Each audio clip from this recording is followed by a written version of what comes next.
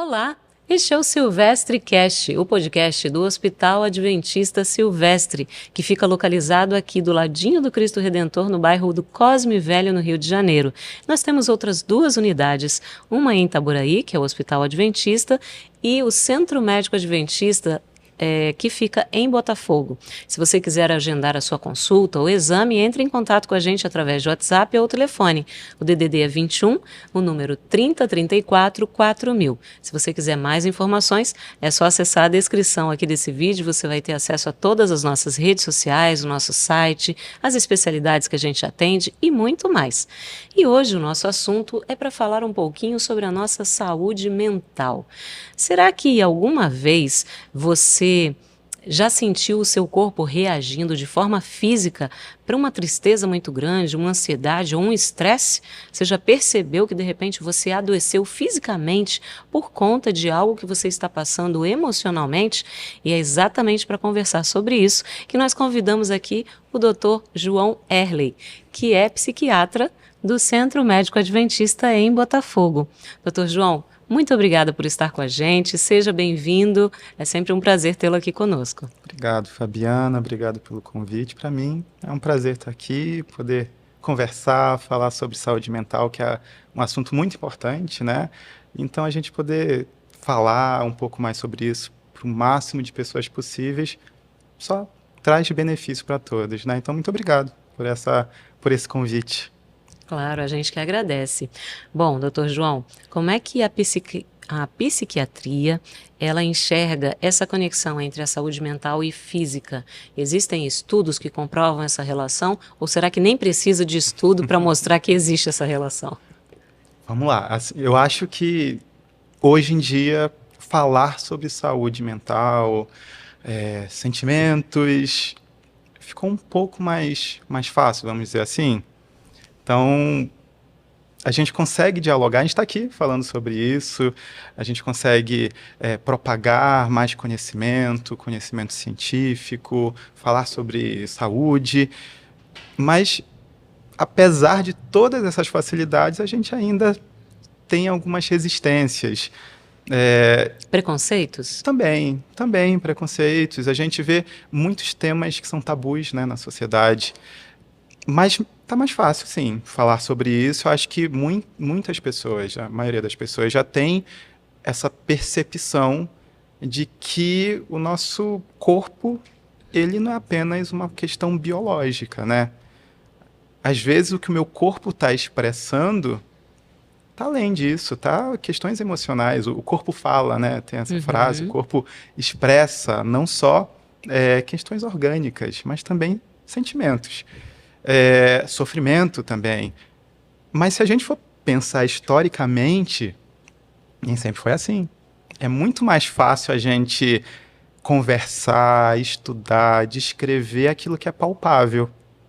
Então, se a gente for pensar antigamente, a medicina ela era muito focada apenas na parte biológica, anatomia apenas. Então, se a gente for ver aqueles livros antigos, aqueles cortes anatômicos, como que eles estudavam, como eles avaliavam, é muito mais fácil ver uma correlação, né? Poxa, estou comparando esse coração aqui, a parede, o músculo cardíaco está de um jeito, as cordoalhas, as válvulas desse coração tá diferente.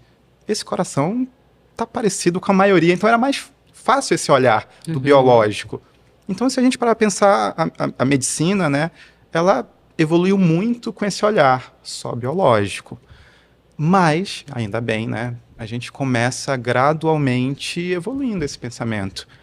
Porque a gente começa a perceber que nem sempre aquela alteração anatômica explica o que eu estou apresentando.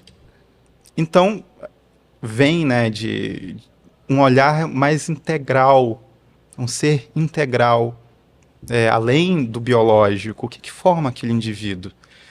Então, vou te dar um exemplo. Tem um estudo de Framingham, na cidade de Framingham, que fica nos Estados Unidos. Eu não ouso falar o estado, né? Massachusetts. Eu acho que deve ter sido isso, mas é meio difícil falar, eu acho que acertei até. Mas essa cidade, ela participou de um estudo que era longitudinal de anos em que estavam buscando avaliar quais são os riscos para uma pessoa ter algum comprometimento cardíaco, por exemplo. Só que esse estudo, enfim, com diversos anos de acompanhamento, foi observado, foi quantificando. Esse paciente fuma, esse paciente tem alteração no colesterol. Só que depois esse estudo foi conseguindo ser feito, conseguiu evoluir cada vez mais, foi acompanhando familiares, né, descendentes daqueles primeiros. Então é um estudo gigantesco, de uma qualidade significativa, que foi muito significativo para a parte cardíaca. Então a gente tem uma escala de Framingham para avaliar o risco cardíaco, que os cardiologistas usam sempre, né? Mas também foi observado que questões emocionais também afetavam aquela evolução daquele indivíduo a um risco, a uma alteração cardíaca. Então, depois, esses estudos comprovaram de fato, e a gente tem outros diversos estudos mais aprofundados, mas só para dar um exemplo de como aquele olhar apenas talvez para o biológico, quando é mais aprofundado, começa a ter esse olhar. Eu, antes de fazer psiquiatria, eu fiz uma residência, a minha primeira residência, assim que eu formei, foi em medicina de família e comunidade. Muita gente não entende muito o que é, né? O que faz o médico de família? A gente cuida daquele indivíduo, praticamente 80% das queixas que surgem num hospital. A gente cuida de transtornos mentais comuns, a gente cuida de diabetes, pressão alta, numa tentativa de saúde coletiva até para tentar alcançar lugares que às vezes aquele especialista não alcança por diversos motivos. E eu acabei, assim, por essa minha formação, tendo muito esse olhar na prática do que é um ser biopsicossocial. Que isso na década de 70, George Eagle, um psiquiatra, ele começa também a ter esse olhar de, nossa, mas não adianta a gente tratar apenas uma questão biológica. Eu também preciso olhar para esse indivíduo, para os seus outros sofrimentos. Eu preciso olhar para esse indivíduo como uma pessoa inserida em um ambiente familiar, turbulento ou não. Então, o Tratado de Medicina de Família e Comunidade, o Duncan, entre outros, abordam muito isso, essa correlação de que sofrimento físico, ele também está interligado a sofrimento emocional. Ou será que é o contrário? Sofrimento emocional está ligado ao sofrimento físico. Um está ligado com o outro, não tem como separar, né? Não tem como separar. Então, se a gente observa mais ou menos com esse olhar, esse primeiro conceito que foi aplicado foi do ser biopsicossocial, né? E eu até falo com meus pacientes, né? Assim, é quase um mantra que eu tenho com eles. Nós somos um ser biopsicossocial. A OMS trazia esse conceito que atualmente, recentemente, né, inclui até um quarto elemento, né? O conceito de para nossa saúde a gente precisa ter um equilíbrio, né? Estar bem, além desses três pilares, mente, corpo, social e espiritual. Só que se a gente for pensar como a gente está evoluindo, são tabus que estão sendo vencidos. Mas tenho minha fé, eu percebo isso, compartilho isso, acredito nisso, mas da mesma forma eu vejo, da mesma forma que antes trazer para a saúde, né, para a parte biológica, que existe algo a mais, gerava um certo estranhamento, uma dificuldade, hoje em dia isso também. Mas a gente vai aprofundando. Então, o que eu converso com meus pacientes a gente é um ser biopsicossocial, palavra grande e estranha para falar que a gente tem um fator biológico, nosso corpo, nosso organismo, um fator psicológico e um fator social. Isso é um tripé. Se um está frágil, desequilibra o outro. Eu entendo que o espiritual é o tecido conjuntivo que junta todos esses três. Se um desses está frágil, o outro é afetado. Então, às vezes, quando eu estou com o meu paciente conversando sobre saúde física, saúde emocional, seus sofrimentos, às vezes é nítido onde que foi aquele desencadear de sofrimento.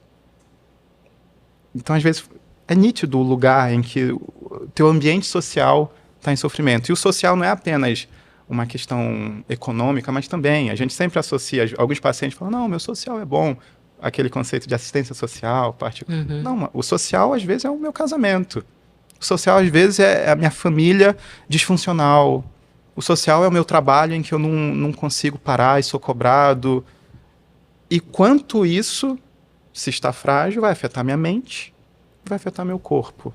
Então, social é família, trabalho, relacionamento, conhecidos, desconhecidos, o país que a gente vive, a cidade que a gente... Cada lugar tem suas características. E tudo isso vai influenciar cada pessoa de uma forma diferente, De uma forma diferente. Agora, falando um pouquinho sobre as doenças psicossomáticas, né, que têm a sua origem em questões emocionais. Como é que isso pode ocorrer e que tipos, né, que exemplos de doenças a gente pode citar que surgem dessa forma? Essas famosas psicossomáticas. Vamos traduzir esse termo. Vamos traduzir esse termo. Vamos lá. O conceito, né, psicossomático, a gente consegue ter uma ideia pegando a raiz do nome, né? Soma, se a gente for traduzir, significa corpo, né? E psico, nossa mente. Então, doenças psicossomáticas, doenças que vão da mente para o nosso corpo. Mas como que é isso? A gente volta para o que a gente estava falando antes. Essa ligação que a gente tem, né? Do que a mente afeta o social afeta a mente, e isso reflete no corpo também. Então, se na teoria a gente separa esses três, na prática é impossível separar. Agora, uma coisa que me veio à mente é que eu acho que antigamente, né? E essa expressão, quando eu começo a falar antigamente, eu já me denuncio, né? A idade está chegando.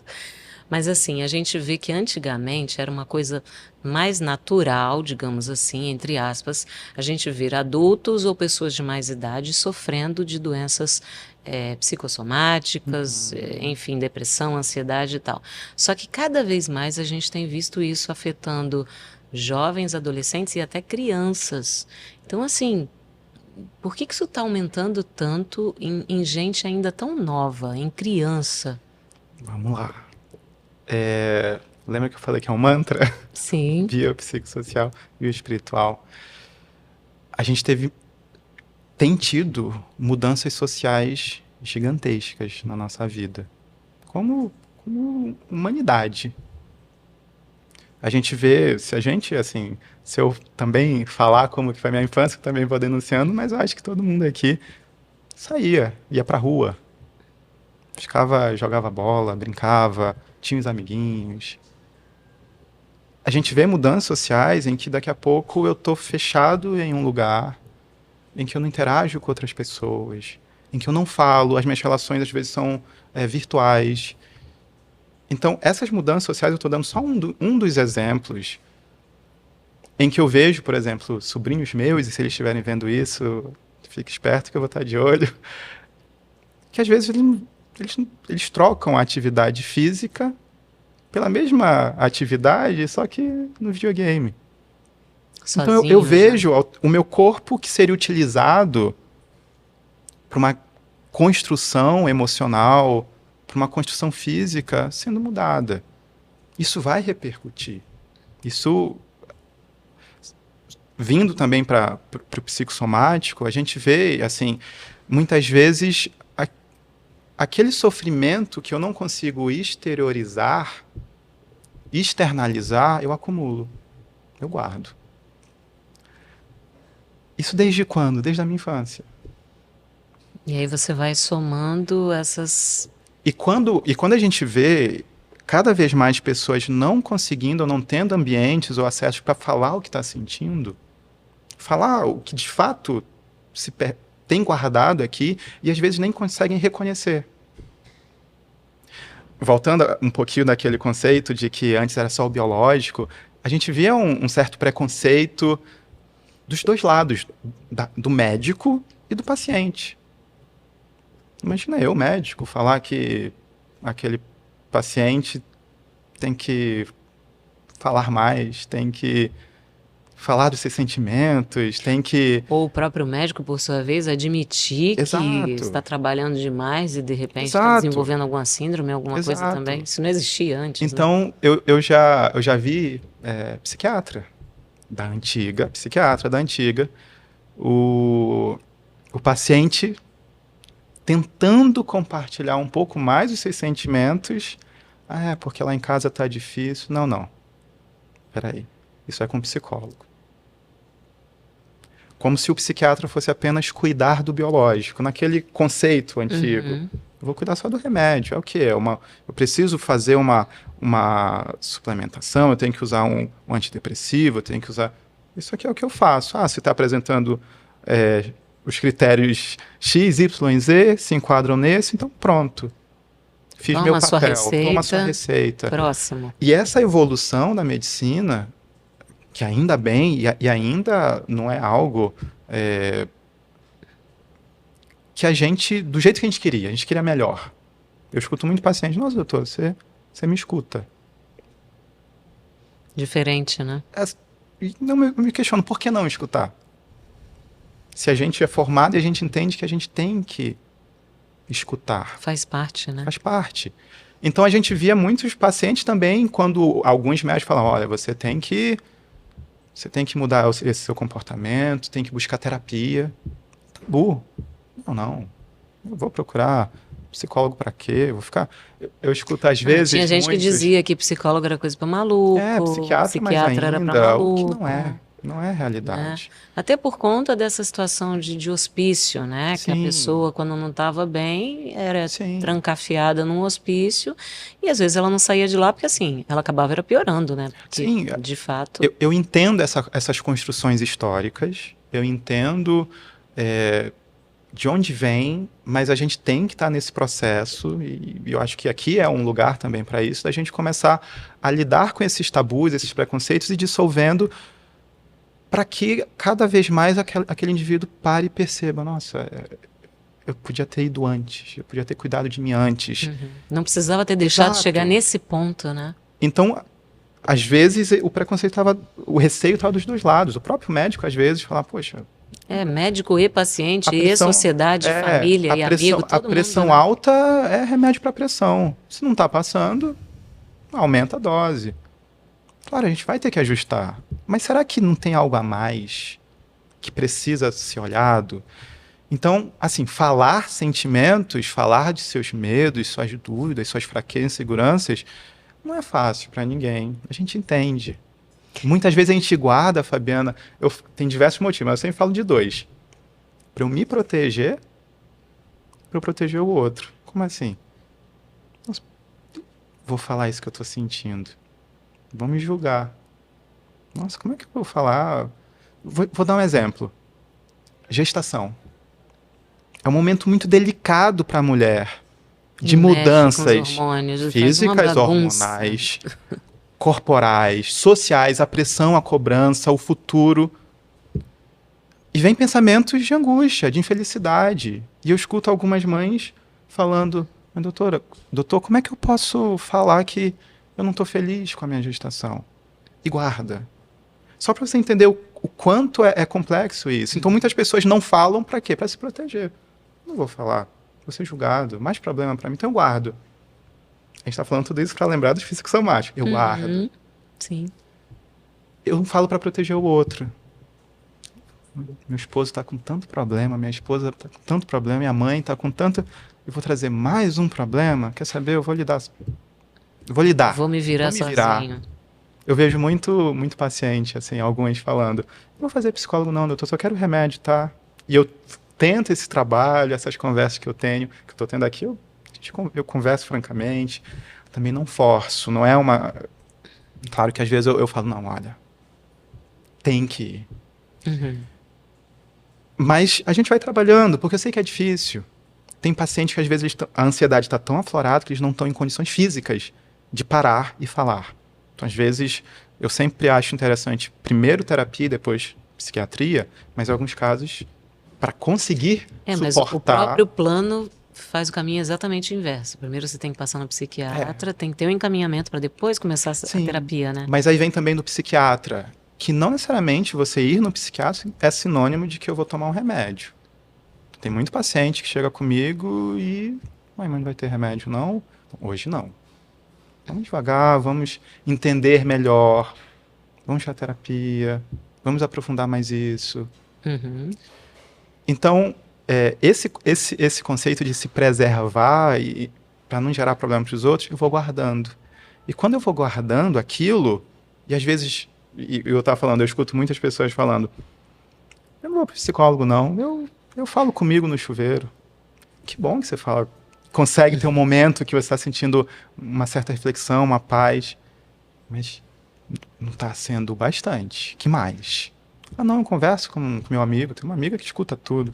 Tá, mas não está sendo bastante. Que mais? A gente tem que ir fortalecendo. Esses pilares que eu falei, é como se a gente fosse com tijolinhos, colocando um em cima do outro, para a gente fortalecer esses pilares que estão frágeis.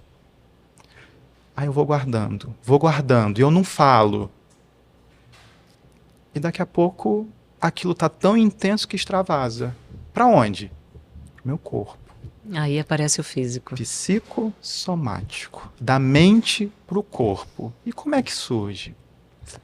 Aí surge de muitas formas. De muitas formas. A gente tem, enfim, as somatizações de dores, alterações gastrointestinais. Síndrome do intestino irritável, quando aquele paciente tem aquele quadro mais agudizado por questões emocionais, a gastrite nervosa, insônia, o paciente não dorme, não consegue dormir. Tem gente que tem problemas na pele também, né? Dermatológicos. Existem transtornos conversivos, quando eu converto essa minha angústia para uma alteração física, e se a gente for ver até historicamente, Freud ele era um neurologista, que ele começava a perceber que aquela alteração física não era compatível com os estudos anatômicos que explicariam aquela alteração. Uhum. E ele começou a perceber, e aí como ele aprofunda, né, como que vai evoluindo a importância da psicanálise, da psicoterapia, da fala, e depois se evolui de diversas outras formas. Mas é isso, o guardar, o falar, tem históricos de pacientes que perdiam a visão.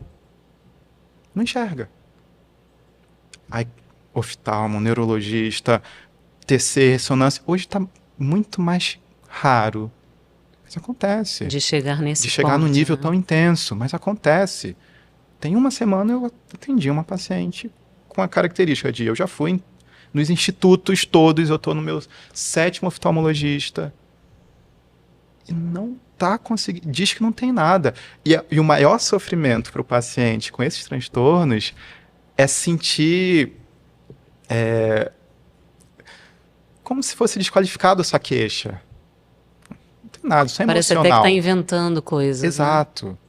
Só que quando eu volto para aquele mantra que eu falei, mente, corpo social, eu começo a entender que aquele indivíduo, mesmo que na parte anatômica, na parte do exame de imagem, enfim, não tenha surgido essa alteração, existe o sofrimento daquele indivíduo. Então, é um processo Até porque difícil. Eu acho que ninguém escolhe marcar uma consulta e ir ao médico porque está querendo passear, né? Sim. Pessoas que quer passear, vai ao shopping, vai à praia, vai fazer outra coisa. Sim. Né? A pessoa, se ela realmente está incomodada com alguma coisa, ela está indo procurar o profissional porque, de fato, tem algo incomodando, não é? Não é do nada, né, a reclamação. Existe um sofrimento ao ponto de extravasar e ir para o corpo. Claro que o meu papel como psiquiatra não é fazer o diagnóstico na primeira queixa. A gente fala que é diagnóstico de exclusão. O que é isso? Vou dar um outro exemplo que é muito comum. Paciente, aperto no peito, falta de ar, irradiando para o braço esquerdo, passou de 20 minutos passando mal. O que é isso? Pode ser ansiedade? Pode ser uma crise de pânico? Claro que pode. Mas eu tenho que ir na emergência primeiro, porque eu posso estar infartando. Uhum. Posso estar infartando e... Tem que descartar o mais grave primeiro. Claro. Então eu vou na emergência, avalio. Só que aí o paciente vê que já existe uma recorrência. E aí ele começa a se conhecer, ver os gatilhos, enfim, isso com muita terapia, tratamento.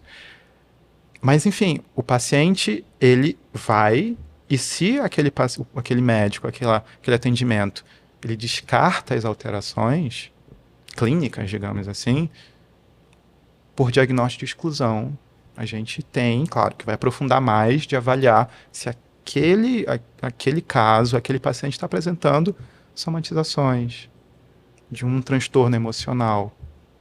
Então é muito curioso, eu tenho um paciente que eu atendi até na última sexta. O paciente tem um histórico de familiares que infelizmente faleceram por questões cardíacas. E quando ele escuta sobre, quando ele fala sobre, ele tem a crise imediata de pânico. A crise de pânico que a gente chama é o transtorno de ansiedade paroxística, ou seja, surge do nada. Alguma coisa vai acontecer de imediato, eu vou morrer. Não sei porquê, mas vou morrer, falta o ar, tenho sintomas físicos. Então ele tem isso constantemente. Tinha com muito mais frequência.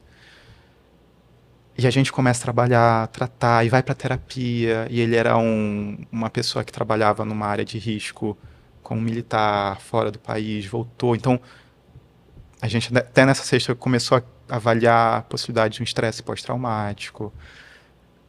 Mas curioso que ele falou, doutor, tô bem melhor. Consegui conversar comigo mesmo. Agora que eu estava vindo, eu vi algo que me deu um gatilho. E eu reconheci o gatilho. Minha psicóloga... Tô lembrando dela falando, reconheci o gatilho. Mas enfim, às vezes dá um receio. E ele fala, é curioso, eu só posso falar infarto, essa palavra, eu acho que nem lembro se é infarto, mas alguma coisa na parte cardíaca, aqui ou com a minha psicóloga. Se é outro lugar, começa. São gatilhos. Começa a ter a crise de pânico. Mas ele fala, mas às vezes quando eu tô indo no médico, isso com uma menor frequência, eu falo, olha, eu tenho ansiedade também. Então, assim, pode ser que eu esteja infartando, eu acho que estou infartando, mas eu já sei que pode ser que tenha ansiedade, mas eu precisei vir.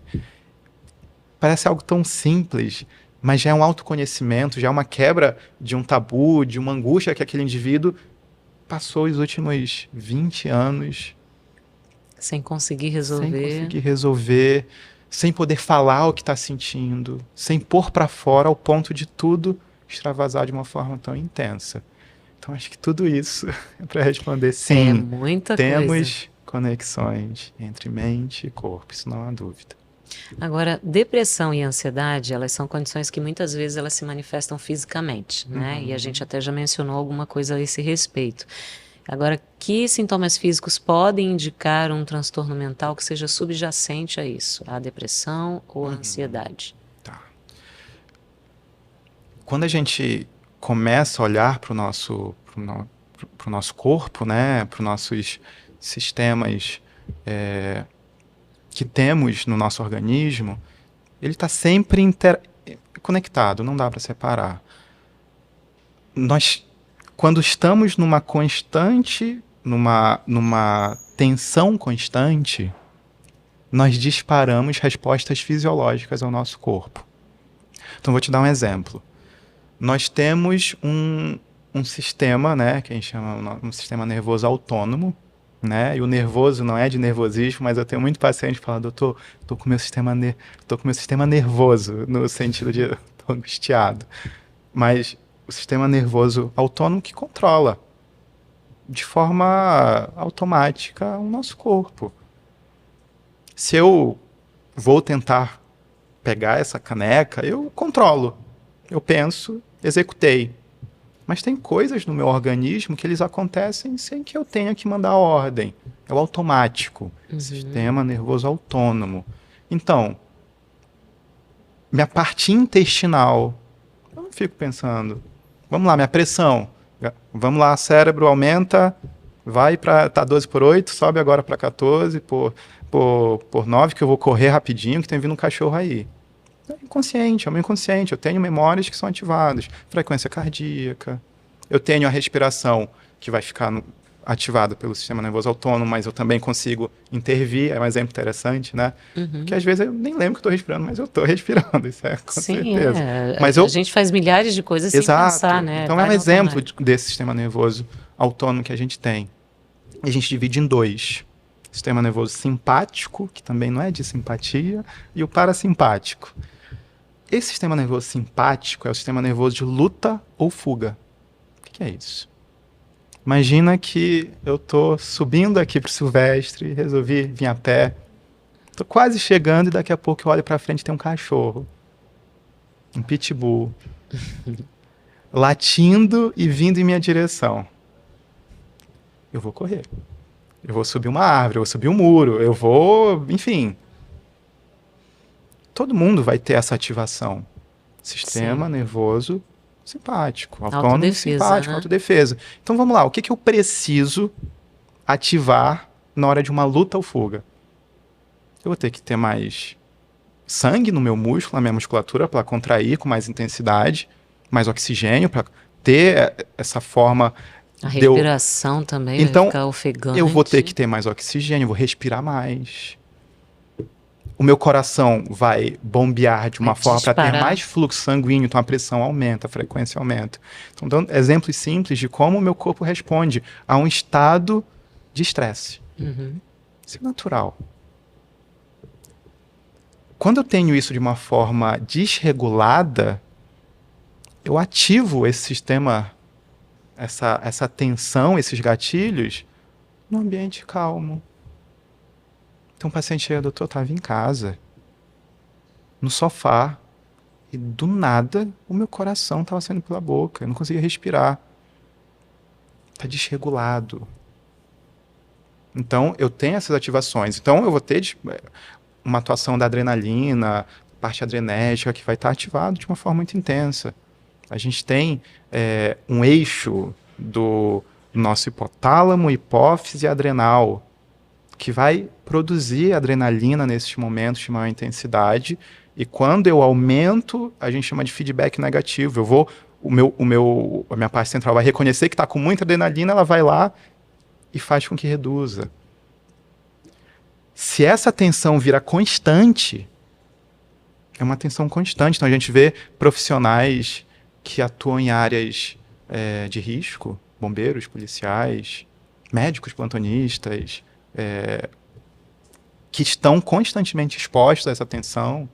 Mas só isso, não. Uma família disfuncional em que todo dia tem um familiar que chega, usuário de substância, e agride a mãe, e o filho olha. É ativado essa luta ou fuga. Imagina constantemente. Eu tenho uma ativação do cortisol. E mantenho isso. E essas alterações... Quando eu tenho um transtorno de depressão e ansiedade, eu tenho essas minhas vias mais hipersensibilizadas. E eu começo a manter uma constante disso.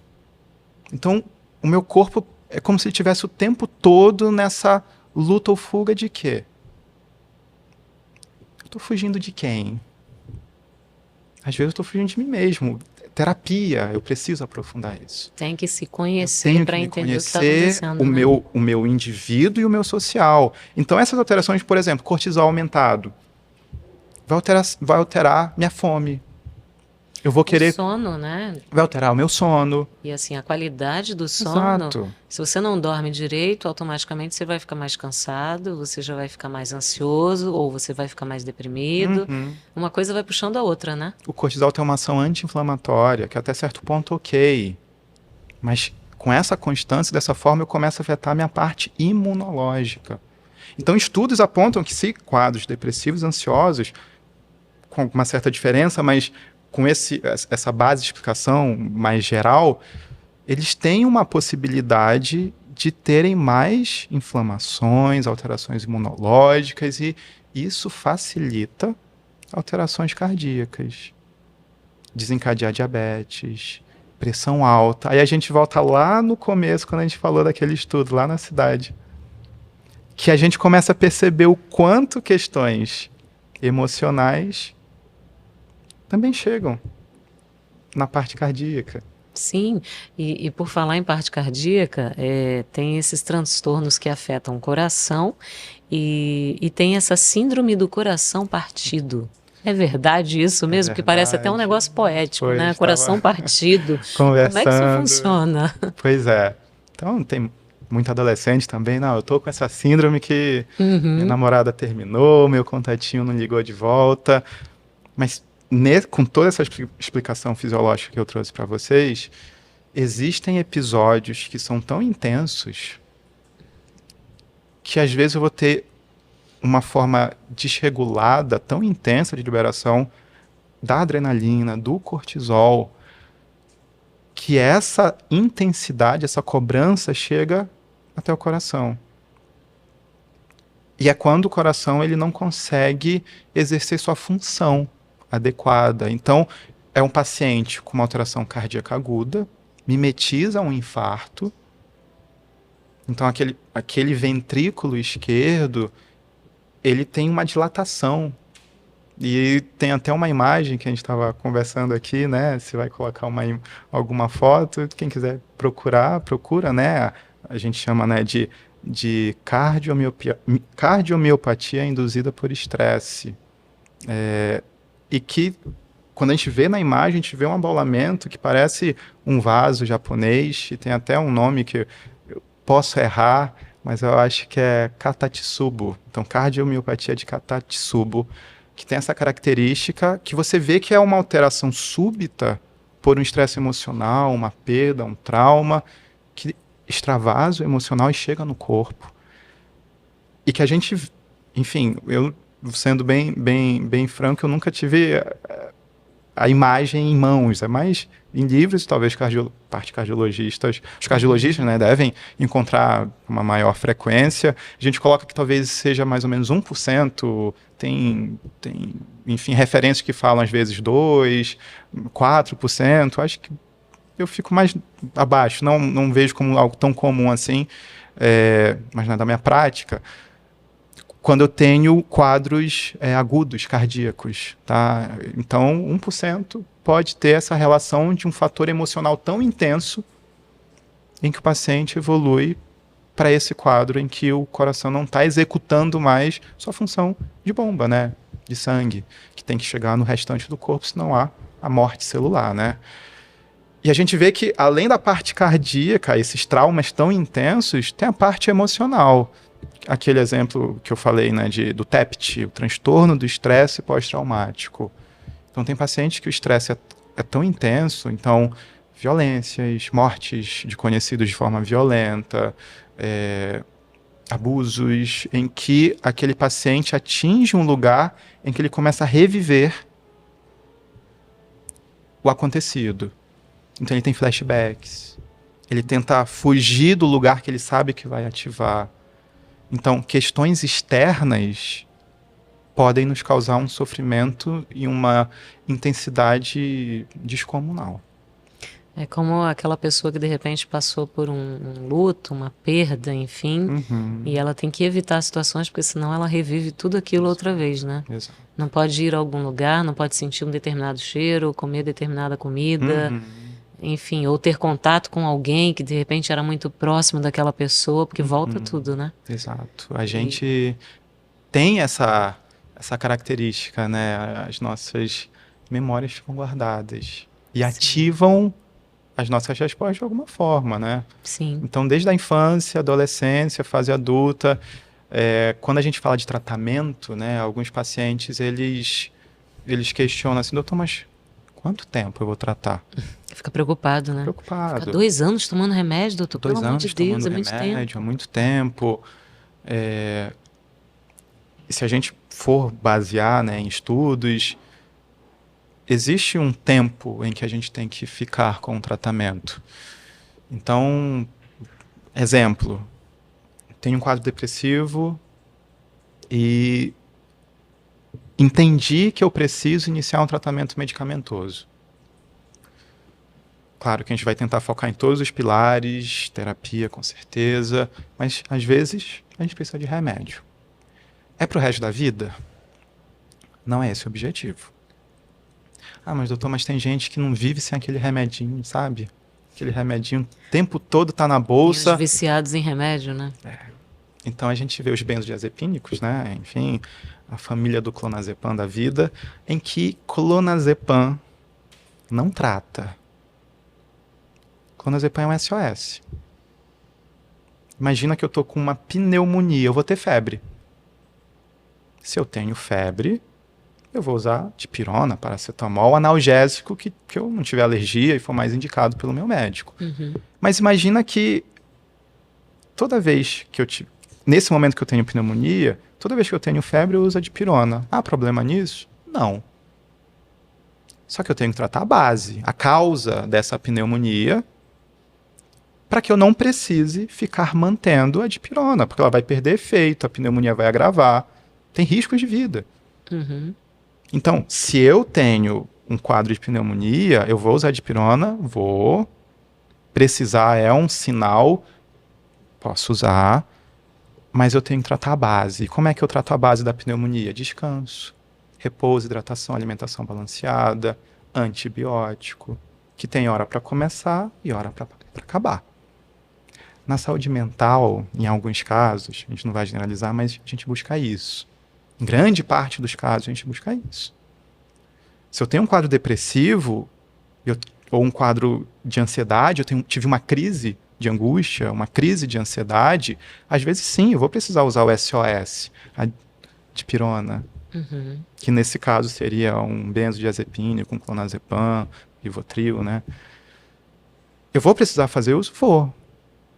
Mas imagina, né? se eu achar que usar isso todo santo dia eu estou tratando. Eu não estou tratando. Eu estou usando dipirona para pneumonia. Às vezes eu preciso, mas o que eu tenho que fazer? Tem que tratar com antidepressivo, quando for o caso indicado. Tem que sempre avaliar. Ou então só terapia, ou então a junção dos dois.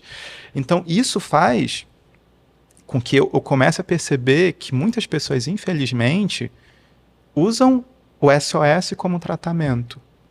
Porque gera um alívio na hora. Resolve ali o problema instantaneamente. É mágico. E nada que a gente vai construir de fato vai ser tão rápido assim, vai ser mágico. Então eu falo para meus pacientes, olha, se a gente começar o tratamento quando é indicado hoje, daqui a 2 semanas você vai começar um efeito pequeno. Nossa, doutor, mas demora. Mas ele só vai ter um efeito máximo 1 mês e meio, 2 meses. Isso se a dose tiver ok, Exato, porque tem gente que ainda tem que fazer esse ajuste, depois volta e ajusta. Então, esse exemplo é, depois que eu estou com uma melhora acima de 80% e eu quero chegar a 100% de melhora, para um primeiro episódio, tem alguns que são mais conservadores, colocam 12 meses a 24, outros colocam entre 6 a 12 meses. Por quê? Porque eu preciso trabalhar com o que a gente chama de neuroplasticidade. Eu preciso reforçar vias neuronais positivas. Até para dar a chance do corpo reagir a esse problema emocional, né? Mental. Imagina uma construção com concreto. Eu não sou engenheiro. Eu fiz engenharia por 1 ano na Federal lá do Amazonas, larguei e fui para medicina. Mas imagina que você vai fazer uma coluna, você vai colocar uns moldes, para dar aquele onde tem que ter o concreto, né? Vai ter que ter a base. Mas imagina se no mesmo dia eu tiro aquilo que está dando aquela sustentação até o concreto consolidar. Desmorona. Então eu preciso de tempo para concretizar. Porque aí o tratamento, ele não vai gerar dependência, o tratamento adequado não vai gerar dependência. Antidepressivo não causa vício. Então, tem muito paciente que tem medo. Não vou ficar viciado em remédio. O tratamento adequado não vai te deixar viciado. Tá, doutor, mas eu já vi casos em que o paciente tem que usar para o resto da vida. Acontece. Igual pressão alta. Paciente com pressão alta, às vezes, mudança de estilo de vida, às vezes não é o bastante, não foi possível voltar aos níveis pressóricos, ele vai ter que usar aquele remédio todo santo dia. O meu esposo, um médico fala, você tem pressão alta. Você hoje não toma remédio porque emagreceu e mudou o estilo de vida. Está fazendo exercício, está com a alimentação balanceada. Então, mas assim, se comer um pouco mais de sal, se tiver uma preocupação a mais, alguma coisa, a pressão sobe. Sim. Então, assim, ela está ali. Exato. Não pense que está 100%, não, porque ela está ali. Ela está controlada por causa do estilo de vida que foi ajustado, né? E alguns pacientes, eles não conseguem às vezes tentam até mudança de vida e a pressão tem uma maior resistência e precisa usar o remédio. Por que eu estou usando aquele remédio, mesmo com a minha pressão ótima, para não ter o pico, não ter a crise? Então, tem casos na psiquiatria que a gente inicia o tratamento com o objetivo do controle, né? E com isso, até a retirada da medicação. Mas, claro, que a gente vai manter o que a gente construiu. As atividades terapêuticas positivas, enfim, atividade física, arte, a terapia quando necessário. Mas tem aqueles pacientes que, às vezes, vão ter um quadro persistente, algo cronificado. Então, a gente tem que manter esse tratamento mais a longo prazo e, às vezes, até para o resto da vida. E o que a gente tem de avanço mais recente no tratamento de transtornos mentais que podem ter um impacto diretamente na saúde física dos pacientes? Tem alguma coisa nova aí? Vamos lá. Eu acho que talvez o maior avanço que a gente tem tido é a possibilidade da gente ofertar para o paciente que ele pode ter um cuidado emocional. Eu acho que isso aqui é um avanço. A gente está aqui falando sobre isso. A gente já está 46 minutos conversando sobre isso, falando que é importante olhar para si. Claro que depois a gente vai vendo a evolução de que a psiquiatria, né, ela evoluiu muito em relação às suas formas terapêuticas. Então eu vejo muito paciente, né, que chega com um quadro em que o seu psiquiatra prescrevia o SOS como tratamento, porque era o que tinha acesso. Então a gente via paciente com medicações com muitos efeitos colaterais, que piorava a parte física, aumento de peso. Estragava outra. Então, eu acho que quanto mais a gente olhar e o paciente também entender que não é apenas um remédio, mas o que o remédio me oferta de possibilidade para que eu consiga dar o próximo passo. Então, alguns pacientes eu falo, olha, a gente tem que cuidar mente, corpo e social. Então, eu quero que você faça atividade física, vá para academia, faça terapia, se matricula numa aula de música. Claro, estou falando para provocar o paciente. Eu falei, mas calma, eu sei. Porque tem paciente que às vezes eles chegam e falam, eu não estou saindo da cama. Não tenho força, energia de querer me alimentar.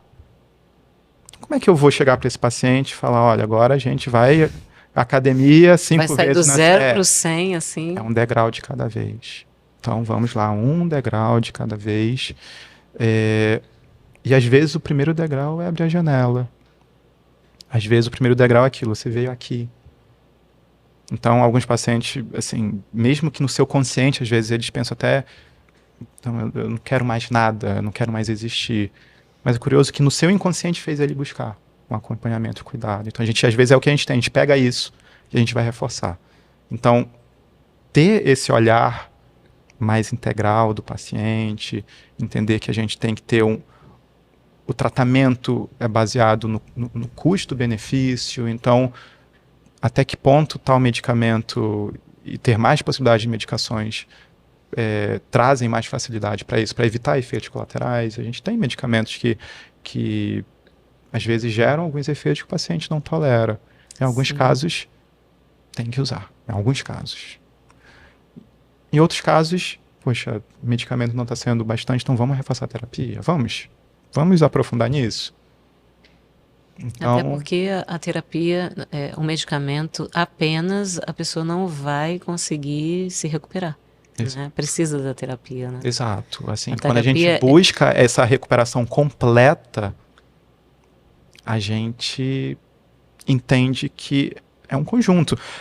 Existe uma classificação de alguns quadros depressivo-ansiosos que é classificado como um quadro leve, moderado e grave. Quadro leve, terapia, e às vezes um sintomático. Moderado, terapia ou medicação, mas com adendo de que se eu junto os dois eu tenho um melhor prognóstico. Caso grave, terapia e medicação, ou seja, a terapia está em todas as condições, entende? E a medicação realmente é só quando é necessário. Quando é necessário. Por isso que eu falo, ir para o psiquiatra não é sinônimo de que eu vou fazer uso de remédio. Assim, tem alguns pacientes que vêm e falam, doutor, eu estou querendo aquele remédio. Calma. Vamos com calma, vamos entender, me fala de você. Eu tô ouvindo no Instagram que eu tenho todos esses sintomas aqui, eu já tenho o diagnóstico Já X. chega prontinho, né? Calma, vamos devagar. Eu já fiz a receita, o senhor só assina aqui para mim, o por carimbo. favor. Mas é isso. Mas eu acho que a evolução que a gente tem, além de questões medicamentosas, terapêuticas, eu acho que essa possibilidade de acesso e humanização do paciente que tem angústia. Alguns pacientes também naquele tempo, né? Nossa, doutor, mas eu vou tomar por 1 ano esse remédio, essa medicação, né?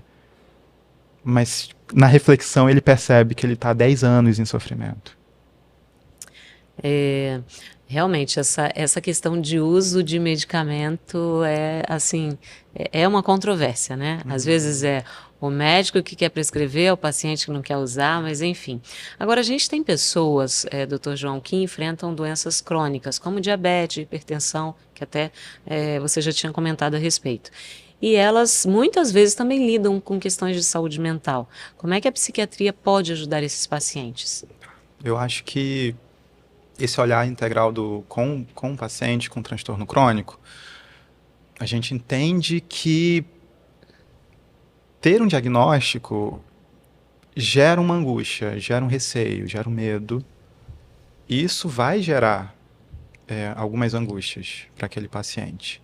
Então, aquele paciente ter a condição de explorar os seus sentimentos em relação a esse diagnóstico é importante.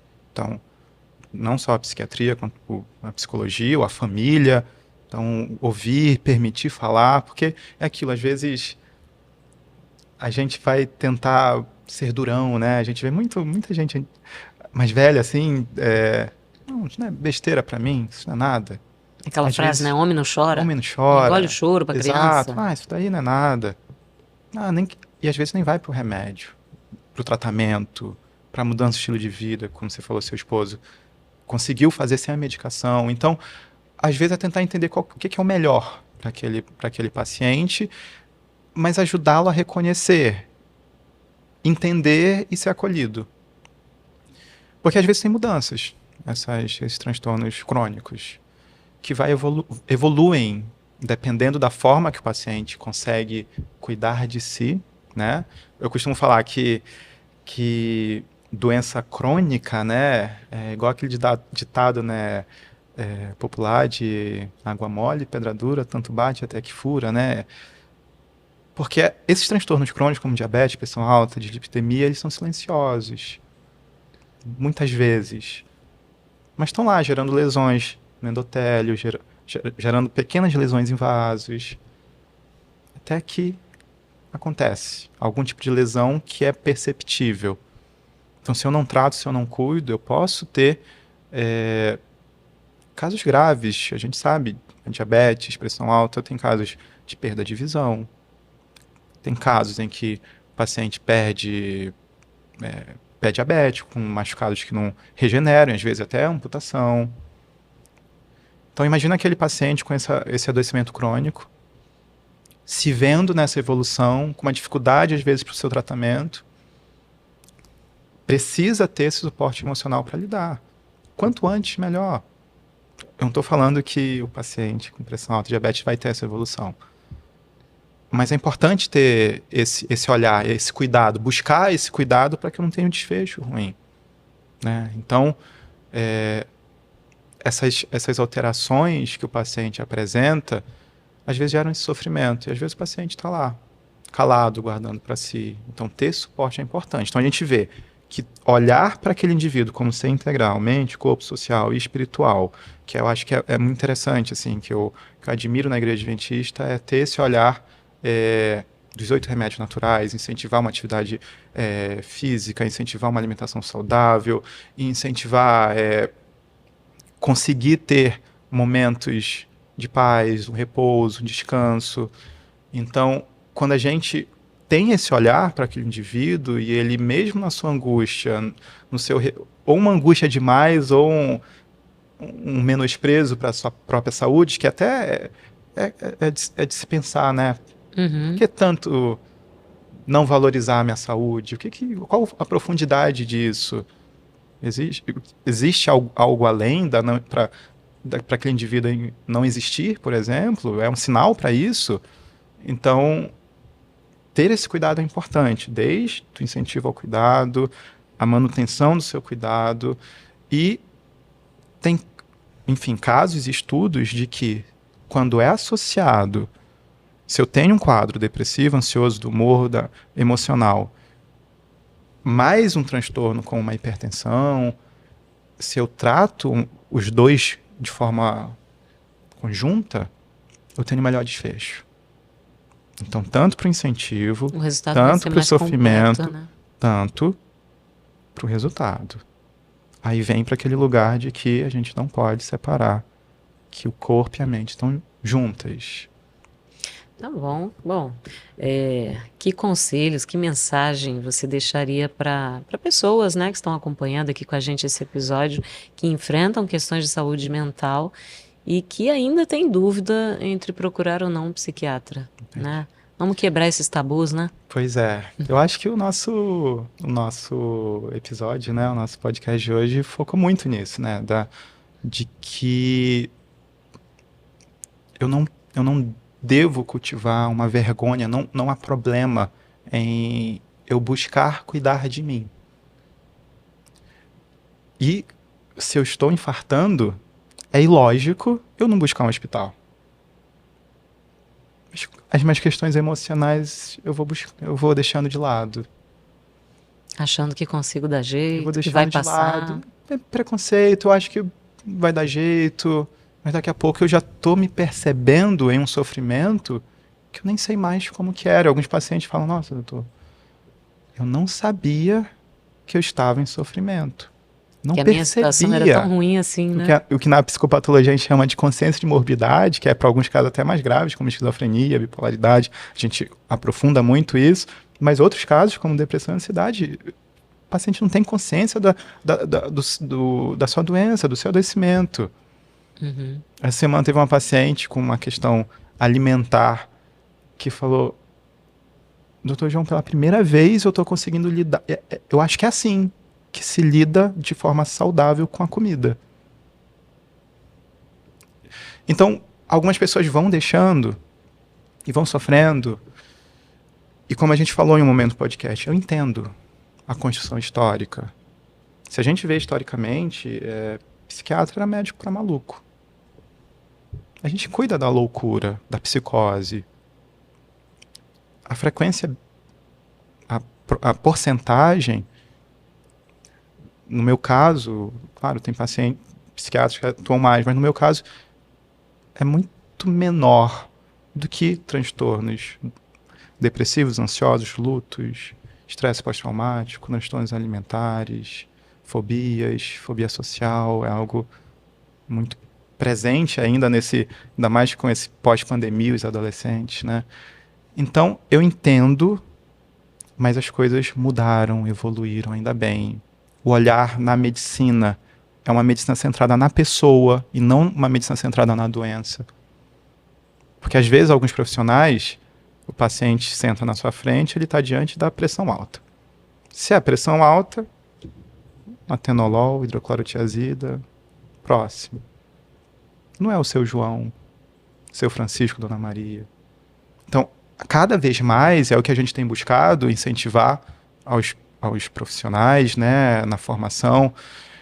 Quando eu morei em Campos, eu trabalhei como preceptor em uma universidade, com os médicos, com os acadêmicos, do primeiro ano até do primeiro período, até também tinha alunos do quinto ano, né, do 10º período. Então a gente tentava incentivar isso para ter esse olhar centrado na pessoa. Tem uma história, tem uma vida, tem um medo, tem um sofrimento, tem as questões financeiras. Então, esse olhar, o que eu quero te incentivar, se você está em sofrimento, entenda que existem profissionais que eles podem olhar para você com olhar de cuidado, sem julgamento, para que você também comece a ter esse olhar para si mesmo. Que às vezes a gente esquece desse olhar de autocompaixão para nós mesmos, a gente vai deixando de lado esse autocuidado. Então, o meu incentivo é isso. Tirar um pouquinho esse receio, esse preconceito e tentar olhar para si e aquele pensamento do exemplo, né? Nossa, mas eu vou fazer um tratamento agora? Falou que é um tratamento de 6 meses, mas eu já estou há 6 anos sofrendo. Então, buscar esse cuidado, buscar profissionais adequados, buscar pessoas próximas, familiares, amigos, para dar um suporte. Quanto menos a gente tiver preconceitos e buscar esse cuidado, melhor para o indivíduo e para a sociedade. Tá certo. Doutor João, muito obrigada pela sua participação com a gente. Acho que foi bem esclarecedor. Eu espero que, se alguém ainda tinha alguma dúvida, tenha ficado sanada de vez e que a gente estenda esse convite, né? Eu acho que somos seres humanos integrais, então, assim como a gente cuida da nossa saúde física, a saúde mental, ela precisa ser cuidada também, né? Para a gente poder ter uma saúde plena, completa. Esse foi o episódio de hoje do Silvestre Cast e a gente espera você na próxima semana. Até lá!